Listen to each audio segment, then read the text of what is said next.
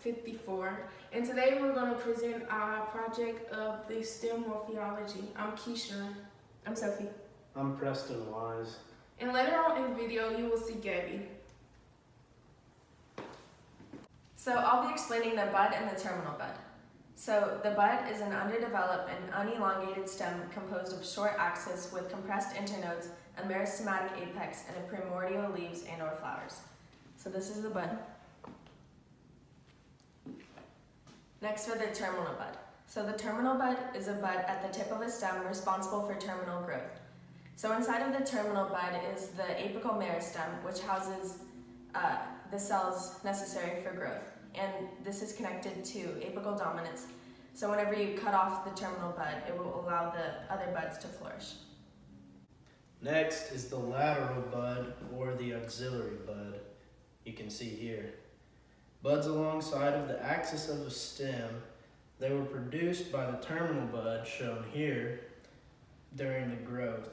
Once they grow out and form a lateral stem, they will become terminal buds of the lateral branch growing out this way with a terminal bud here on the end. Next is the flower bud, as you can see here. A bud containing a floral meristem which develops into flowers usually larger than vegetative bud, which develops into the flower that you can see here. An internode is the part of the stem between the nodes, so like right there. And then the node is the part of the stem making the point of attachment of leaves, flowers, fruits, buds, and other stems. So it's basically where everything's attached. So like here and then there. So I will be presenting. Sorry. I'll just edit it. Okay, so I will be presenting the leaf scar, which is this little bitty thingy right about there. So a leaf scar is making the former point of attachment of a leaf or petiole to the stem. Next, I will be talking about the lenticles, which is like the really rough areas on the stem. So you can't really see, but you see like all these little holes.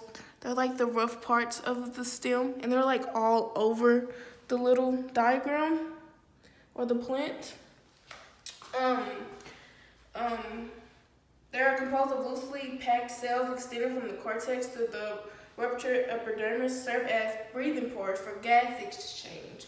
So that's like really awesome. And it also occurs on young stems, yeah. Next, I want to talk about the little growth rings. So all these little growth rings are like little really scrunchies. And like they're all over the little stem, as you can see. And they're like everywhere. So a growth ring is basically a bud scale scars from the last terminal bud. It denotes and fleshes of the growth, usually per year. It can be used to age stems because usually one set of growth rings is produced per year in like trees in the temperate climate zone.